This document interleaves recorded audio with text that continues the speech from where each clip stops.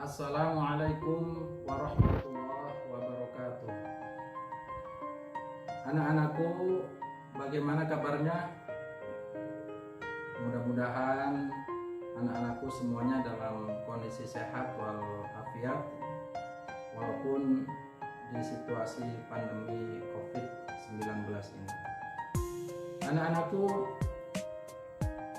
pada kesempatan ini kita akan mempelajari, menganalisis hukum tajwid yang terdapat di dalam Quran surat Al-Hujurat ayat 10. Namun terlebih dahulu, marilah kita awali pembelajaran pada kesempatan kali ini dengan membaca basmalah bersama-sama.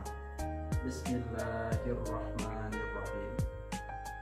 Anak-anakku yang Bapak banggakan, sebelum kita menganalisis tentang hukum tajwid yang terdapat di dalam Quran surat Al-Hujurat ayat 10, terlebih dahulu kalian mengetahui apa yang dimaksud dengan hukum tajwid. Hukum tajwid adalah, ataupun ilmu tajwid adalah ilmu yang membahas tentang bagaimana cara membunyikan ataupun mengucapkan huruf-huruf di dalam Al-Quran.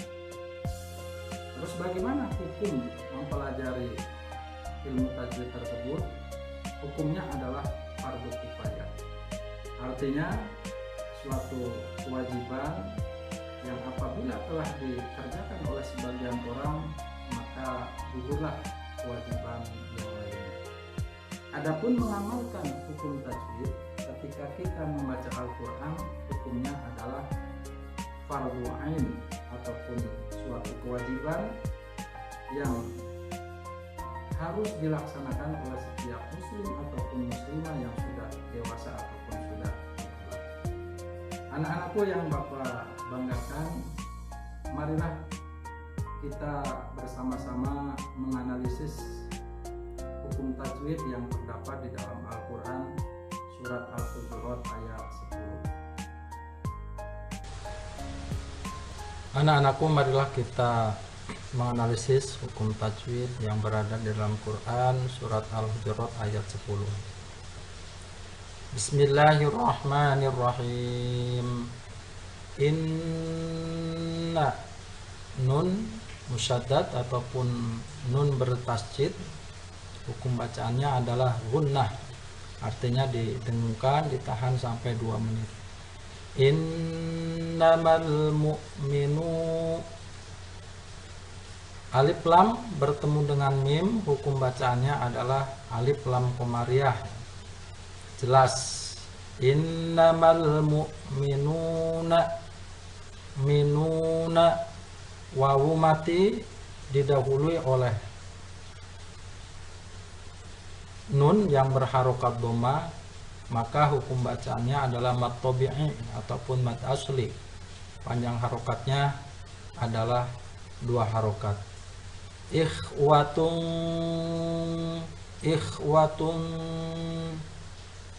tanwin domah bertemu dengan huruf ikhfa, maka hukum bacaannya adalah ikhfa dan didengungkan, ditahan sampai 2 harokat.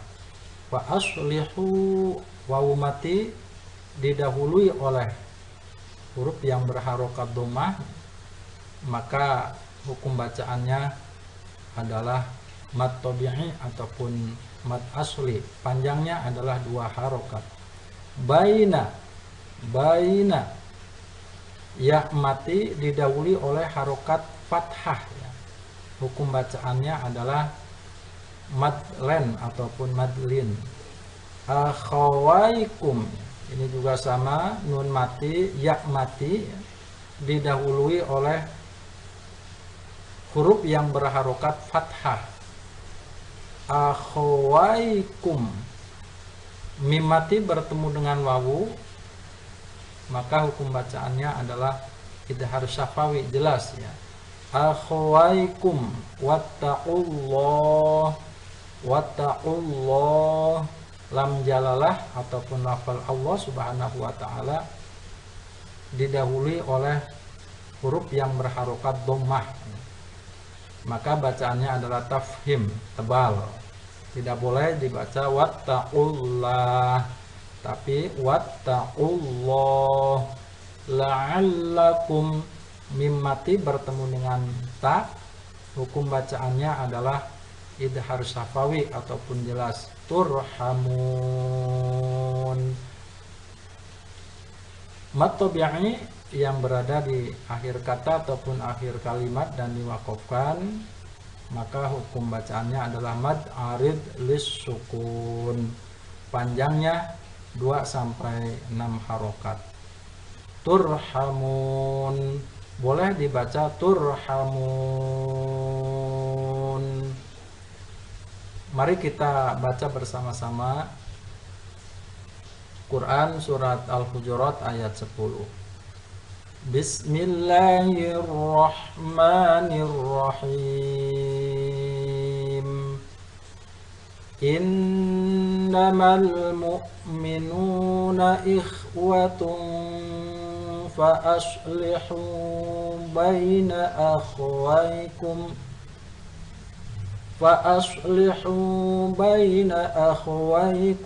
wattaqullaha la'allakum turhamun.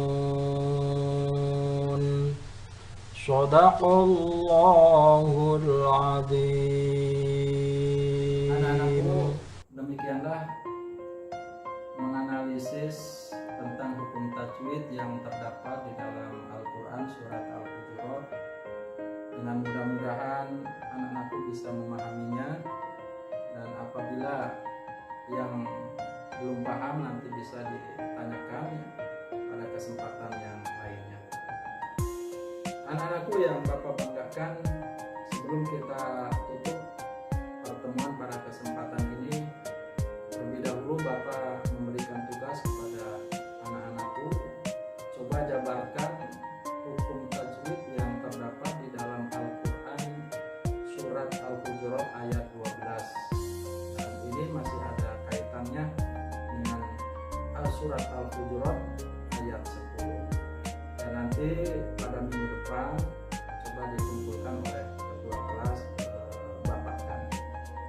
Marilah kita tutup pembelajaran pada kesempatan ini dengan